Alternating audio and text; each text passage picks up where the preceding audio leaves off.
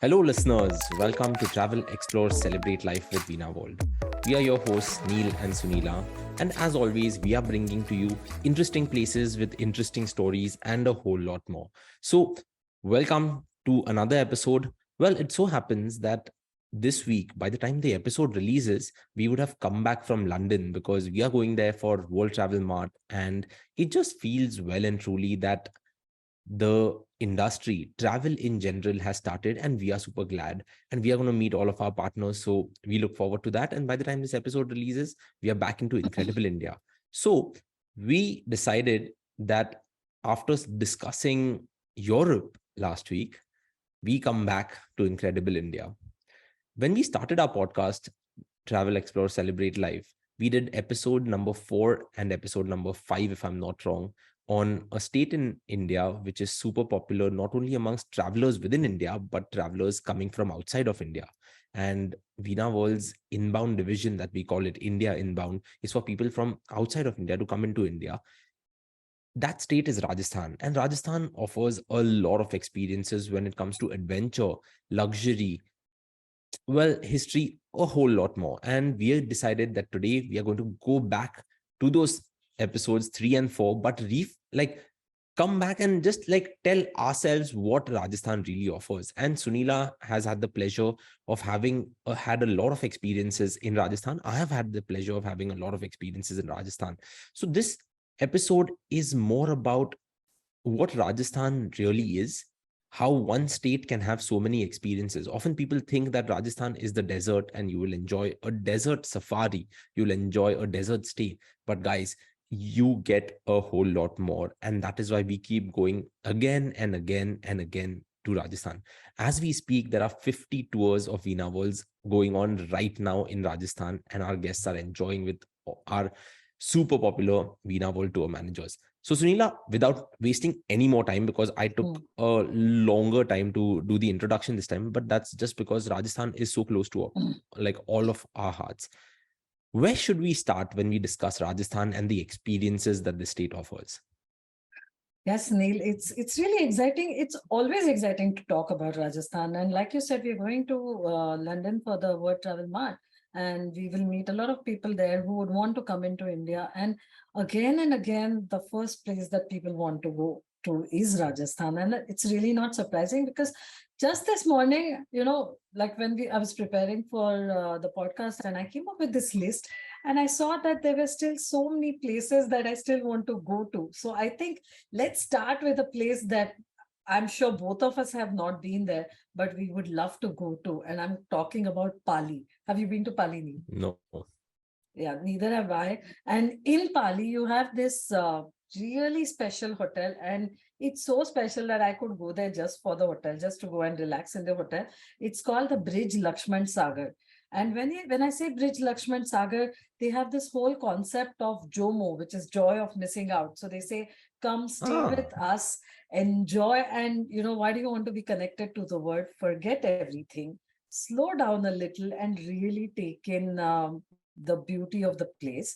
The rooms are very earthy, very village like. They give you the feel of the village, but I think you wouldn't want to be in the room for too long. But if you want to see how actual Rajasthanis live, how the villagers live, and they even give you something like a local tobacco tasting. So you can do different things there. You can go off with the shepherd, and you can be with the goats and the cows and everything, and they show you how shepherd life is. They will show you how to cook food in the traditional way. Of course, you can taste food also, but something that's very special about the Bridge Lakshman Sagar Pali, and my sole reason to go there. There are just about 12 cottages here, by the way, and there is like the Zanana Mahal and the Mardana Mahal. So it shows you a history of the Rajputs, how they would have the women's quarter separately and the men's quarter. And there are just 12 cottages with small pools attached to your cottage as well. But the attraction, Neil, is the main pool of Lakshman Sagar Pali, which is an actual rock cut pool. And if you search for that, they've just cut the pool into the rock, and it's covered, and it's just bliss and nature all around you. So definitely, I think they won some awards for the pool as well because it is really pretty. So for Yeah, me, often that is my people number one reason. in my readings, people have said that it can be classified as one of the best pools in India. That's true. At And least the most Instagrammable, I'm sure, because it's really stunning. speaking of pools, I used to think the pool at the Ravis, which was earlier the Leela Kovalam in Kerala, Yeah.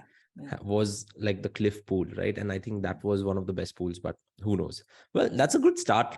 Like, speaking of the best pool in India, I think what we could do on this episode is that you bring in one Yes.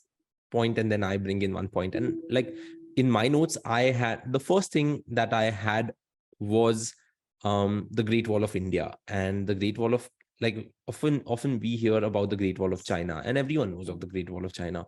You go to Badaling, Motianyu, and all of that in China, but not many people know that India has the Great Wall, and the Great Wall is of the Great Wall of the fort, that is Kumbhalgarh.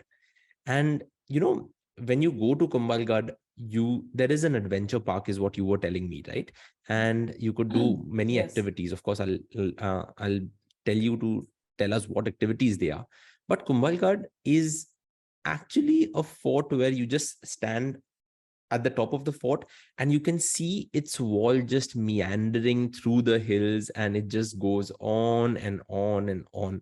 And they say that it was at one point, like, the wall was so wide that 8 horses could stand side by side, and that is the wall that continued all through. So Kumbhalgarh is an experience in itself. And when you're there, we managed to stay in a hotel that was designed like a safari camp. So that was a very interesting experience. What were the activities that you read up on? Like, what are some of the So activities that there you can are a enjoy lot in of Kumbhalgarh? adventure activities you can do. Rock climbing, zip lining is something that you can do at Kumbhalgarh. Of course, we need to see. I think in a month or two, everything should be back to normal. So, like I keep saying that, because I keep seeing it everywhere that there is a slight, teething issues in some places, and people are getting back to how things were pre-COVID, which is great news.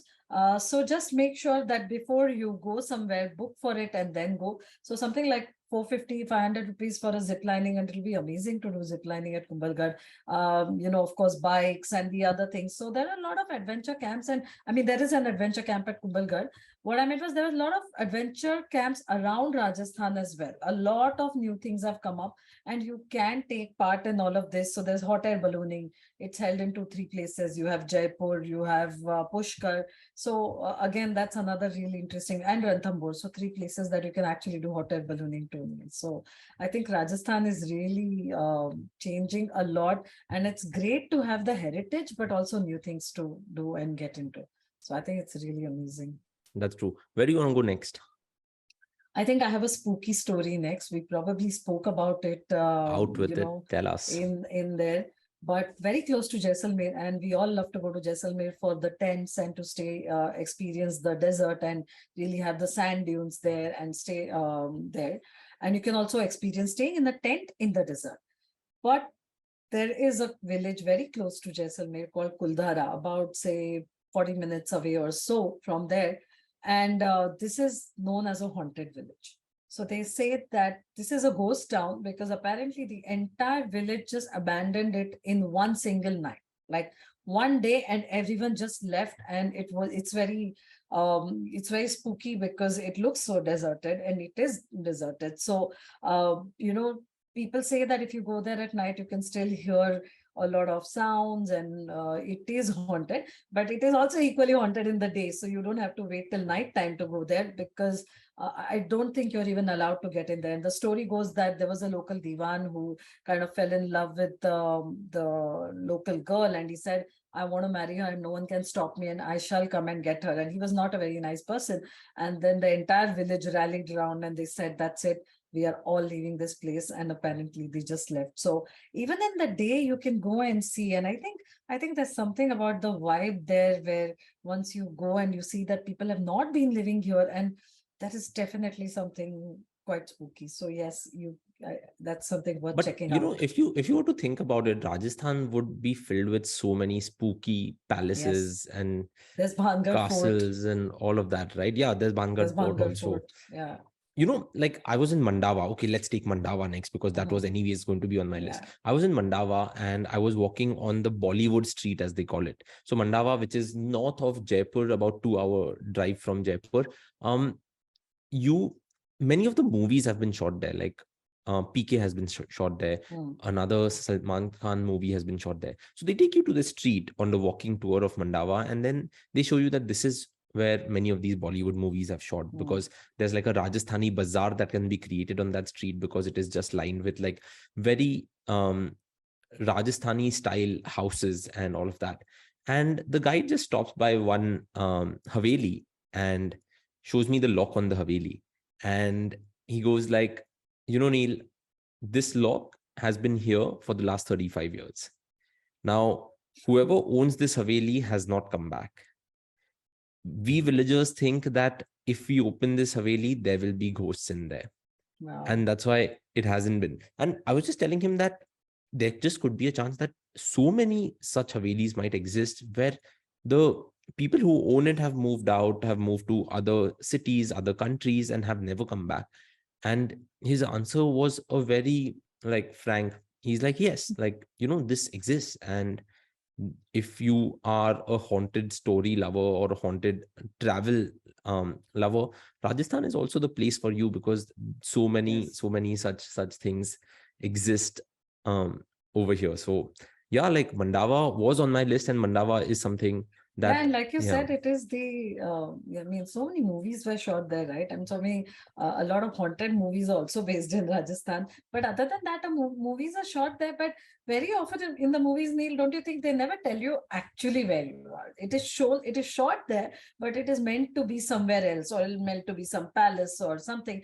But they will not actually take the name Mandava. Yes. Like recently, we have the George Clooney and movie shot Ticket to Paradise, Julia Roberts, George Clooney, which a lot of it is actually shot in Queensland in Australia, but they just keep calling it Bali all the time. So, Hmm. we never know. Of course, I think it's great because it gives you two new places or two beautiful places to visit, and it shows you that this is the place to go to, or this is how pretty it can be. But yeah, and I'm glad that Queensland Tourism is also talking about it, that this is actually the place that you should go and visit. So you know sometimes they skip out speaking giving the speaking about names. that, and the perfect example is the movie Dark Knight Rises. So at the Uh-huh. start of Dark Knight Rises, and Dark Knight Rises has been shot in Rajasthan widely. At the start of Dark Knight Rises, there is a shot of um the actor coming out of a like a well, a step well Mhm, prison that is mhm, there. mhm. And the background is Mehrangarh Fort, and it is shown that there's this well out of which he comes. But the step well that it was shot at was in a completely different town. And the well, if you see at Mehrangarh Fort, and listeners, Mhm, if you are at Mehrangarh Fort, if you go to the top of Mehrangarh Fort, look down and ask your guide where the zipline area is. mhm, So mhm. in that angle, you will see a circular thing, which is not a well, but may look like a well if you were to just be down there. That is where Dark Knight Rises was shot. So in the movie, they have shown it so brilliantly that inside of that It well there's doesn't the stick stepwell out. prison, Yeah. and like, so, but there's no well over there. It's just like a Mhm. circular thing. They could have done it Yeah. anywhere. They just wanted the background of Mehrangarh. That is so, yeah, like Bollywood often ends up in Rajasthan a lot, not only to shoot movies, but every winter there is someone's wedding happening there. And It's we have so colorful and beautiful. So, yeah. Neil, you're talking of stepwells. That actually takes me to my next point. How would you feel about having a dinner in a stepwell? a dinner in a stepwell. Yeah, like a specially curated dinner for you by a a hotel, or I can say a resort, which is a heritage hotel. They can actually set up a special dinner for you inside a stepwell, and I think that's quite special. I have not So like heard of this, like, yeah, yeah. so this is a place which is kind of really becoming popular slowly. We can say it's trending. It is relatively new to most travelers, and that is known as a place called Narlai.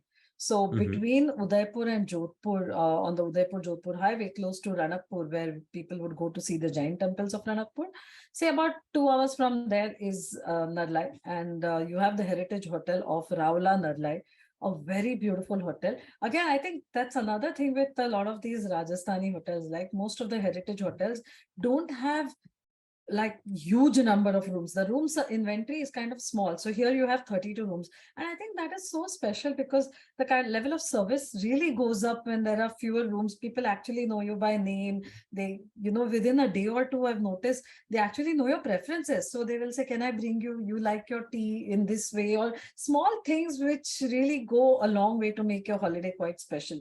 So Ravla Narlai, the walls are pastel colored. There is mirror work there. So once you stay there itself, you start feeling like you are in royalty. They have a Jharoka cafe, so you can really unwind there and see some peacocks going around with your meal, or they can set up this meal for you in a step well nearby the Nallai step well. So I think for a special occasion, that's quite special. What's more is that you can actually go in and do a leopard safari also here. Oh, wow. So, along with Zawai, which is the other place near Udaipur, which is also famous for leopard safaris, Narla is another place that you could go in and do the safari. So, of course, there's a dam close by. So, there are migratory birds, and there's just so many things to Speaking do of out there. birds, I'll name two places that have been on my list and I have Oh, been there. great. One is Kichan Bird Sanctuary, which is about 171 kilometers from Jaisalmer. Now, if you have to go there, you have to wake up early in the morning and drive there. But it is a very small bird sanctuary, and it is the domicile crane that actually flies down from Ukraine, Kazakhstan, Poland, Southwest Europe. They fly all the way, and during the winters, they migrate to Kichan.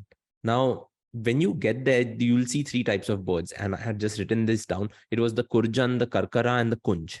And there will be a person who's sitting there. You go to a terrace, and at the terrace, and often if you go during the months of August to, I would say, April, you will see many Veena World groups also over there. Our guests will be speaking to someone, and that person has actually maintained that sanctuary by himself for 2 or 3 decades now, and he'll show you all of the photos that are there, tell you a little bit about the history and everything. So it is pretty cool. So that was the first one. The second one was a place that I went with Heta during the pandemic, and we still call it one of the best trips that we have done, was a place called Chhatrasagar. Yes. Now, Chhatrasagar is about 2 hours from 2 hours from Jodhpur, or about a 4-hour drive from Jaipur. And for some reason, we decided to do the longer route and we did the 4 hour. During the winters, you will see a crazy ton of birds just at the lake. Now, Chhatrasagar has a bird sanctuary that you can go to, or there is a luxury hotel that is the Ras Chhatrasagar, which has luxury tents, and you can enjoy a nice sunset dinner or sunset snacks and everything.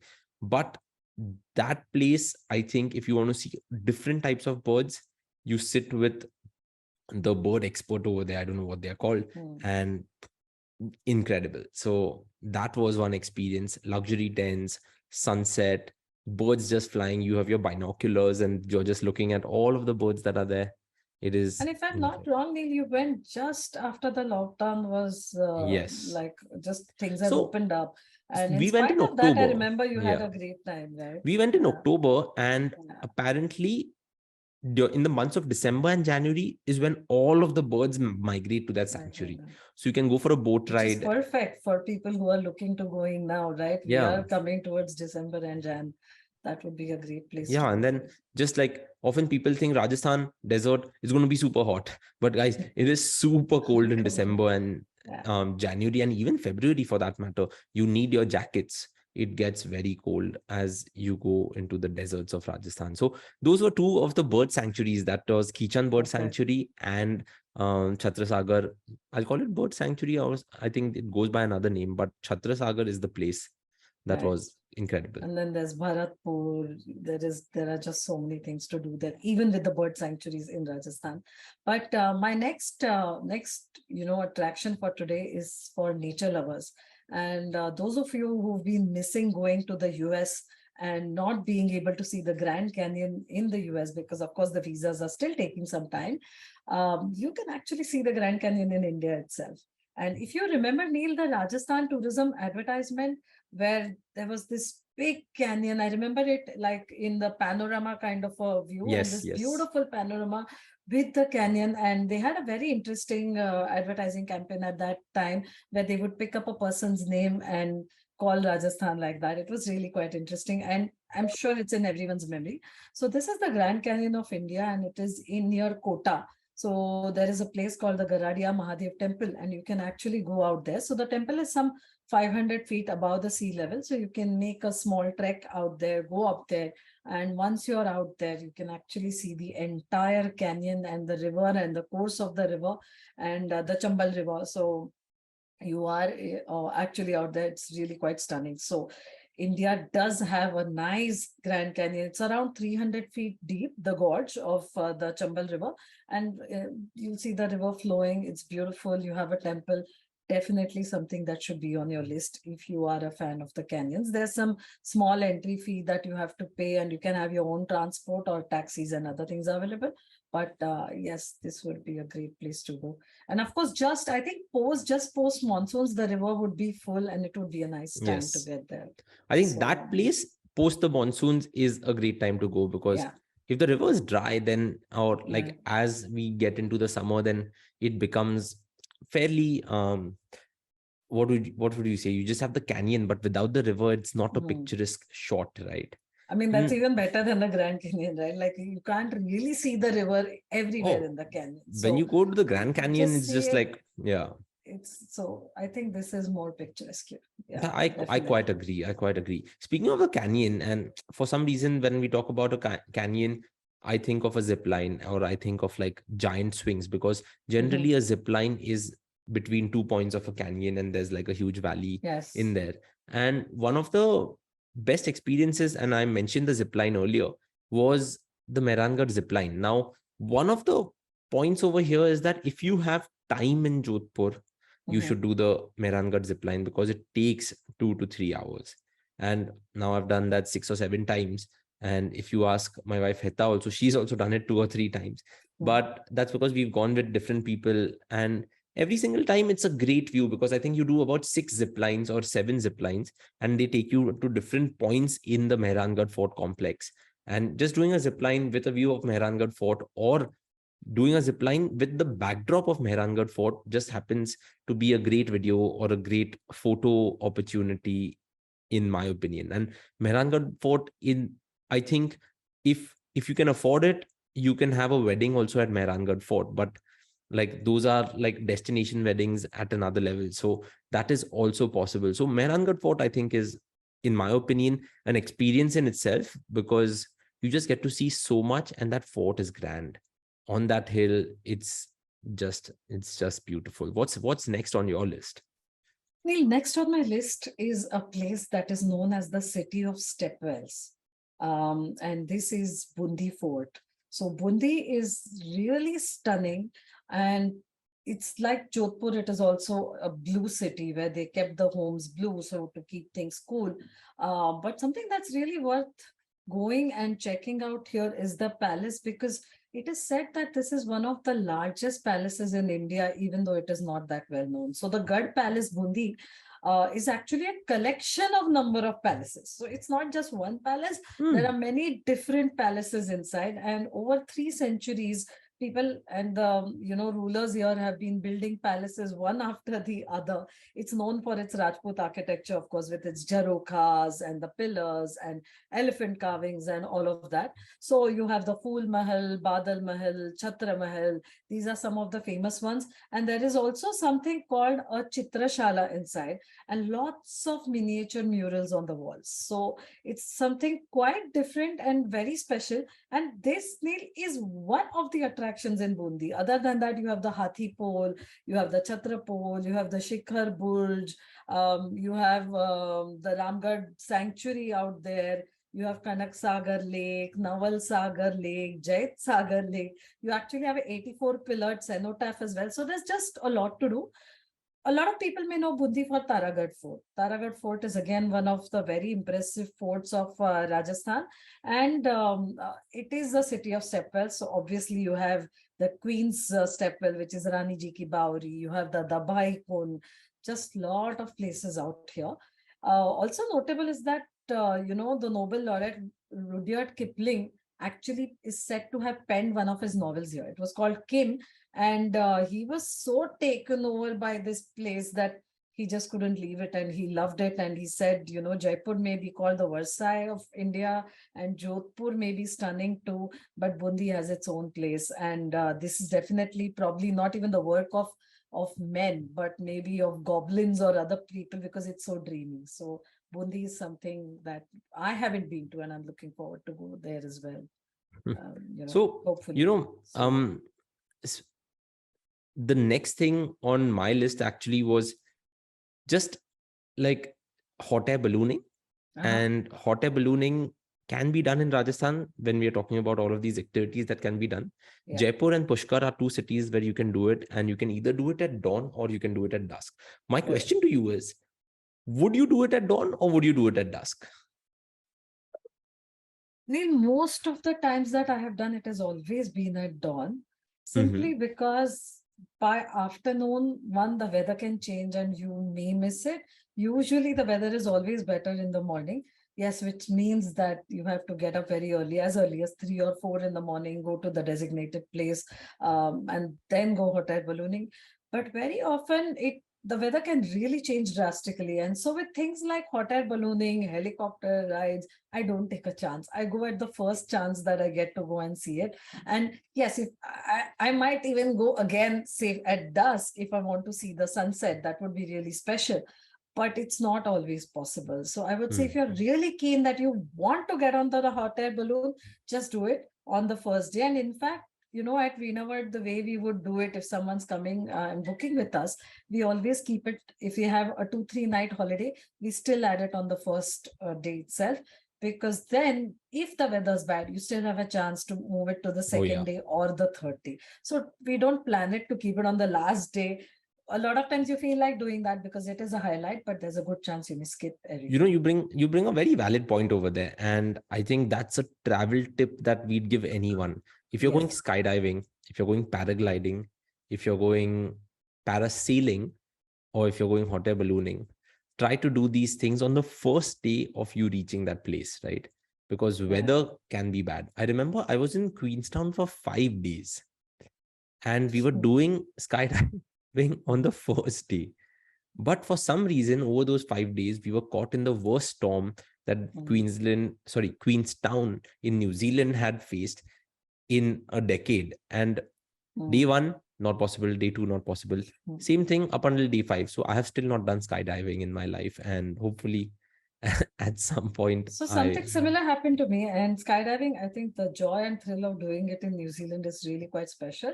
And I kept missing it in Queenstown. And I was so annoyed that I had to do it that I actually arranged it in Rotorua. And I remember it was very funny because it's one of my most memorable trips. I landed in Rotorua. And, in New Zealand, it's really easy to drive, and getting a transfer to go somewhere so much more expensive. So I had a car booked. I actually, from Queenstown, I went to Rotorua. I landed, I picked up the keys. I started driving and went straight to the skydiving center. I had a skydive booked there and I was lucky enough to do it. Of course, I would love to do it in Queenstown again, but we take our chances where we get them right with all these adventure sports. Makes sense. So, yes. Now, well, we've been speaking for the last 25 minutes. So maybe just 2 more, you think? Like, let's 2 or 3 more? Yes, a few more. So it's just never ending. We could do an entire separate episode on the other things that are still to talk about in Rajasthan, but I think let's go for it. Should I go or are you gonna? You can start and then I have something to add. I will go to the marble capital of India or marble capital of the world, that is Kishangarh. And Kishangarh is more of a place where, of course, all of these marble factories exist and everything exists. But more importantly, Kishangarh has a marble dumping yard, which many people call, some people call it Kashmir, some people call it Rohtang, some people call it it feels like we went to Turkey or something like that. So the story goes that the marble companies, marble factories, marble shops used to cut marble, and because of that they used to have a lot of white dust that used to accumulate, and then they would keep it outside their store. Then there were problems dumping this store. So the Kishangarh Marble Association decided that this is going to be the place where we are going to dump all of this dust. And over time, it has been a dumping yard, which suddenly has become this crazy place where you can do wedding photo shoots, you can do like great photos. You go there, it's small, like white marble hillocks and everything. And in all of the reviews that we get, and in all of the photos that we get from our guests who have come back from Rajasthan, these photos always create an It impression, looks create a stunning. lasting memory, and Yeah. they just look stunning. Like, and there are like, you'll see many of our tour managers doing all of these tricks, like trick photography, where then, like, the photos are just incredible. So that was on my list, like the marble dumping yard of Kishangarh. That is, Yeah, Neil, yeah, and I've seen our even like the honeymoon tours, the photos that were taken out there, they look so stunning. I think it's a memory that will stay with you lifetime. Like nice bright clothes against that marble dump yard just looks. I mean, you don't even want to call it a dump yard. It looks so yeah. pretty that it's really quite stunning. Yeah, so on my list next is actually something very close to Jaipur. And for all those who love elephants, this is definitely a place that they can go to.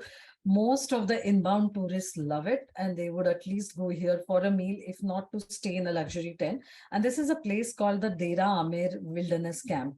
And here you can spend a lot of time with the elephants. So you can really you can have a day out with the elephants if you love these gentle giants, and you can do lots of things. You can give them a shower, you can feed them sugar canes, just be around them. You can even paint their trunks, get your hand at painting them with organic paints and stuff like that. Have a really nice meal out there. There's a pool also, and there are some luxury tents to stay. So if you want to have a different kind of a holiday, you can actually go and stay there, or definitely go out there for a day, have lunch, spend your time with the elephants, and enjoy a nature trail in the forest nearby. So that's something. The elephants look so majestic and so beautiful, and just like Kerala, in Rajasthan too, they are really looked after and taken care of. So that's one place, and very close to Jaipur, so quite easily doable on your second, third, fourth, fifth trip to Rajasthan too. Nice.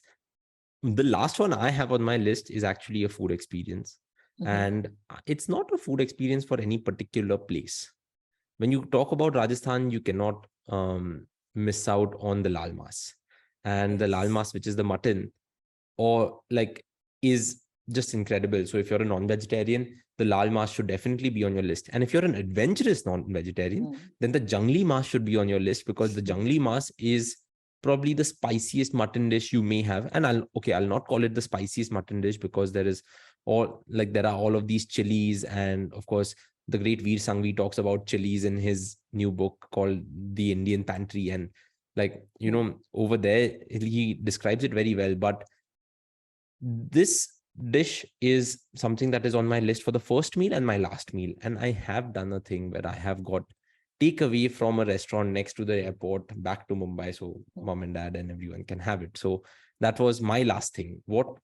How do you want to end it? I just want to add to that yes, of course, non-vegetarians always, lal mas is something quite special.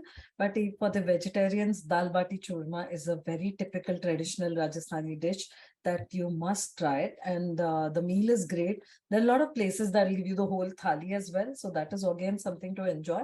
The pyaz ki kachori is one of my favorites, and you must have it piping hot. So there is enough vegetarian food also for people who are vegetarians. One of the things I've really enjoyed in Rajasthan, like most of us know about the kulhad tea or the kulhad chai, which is served in small earthen pots.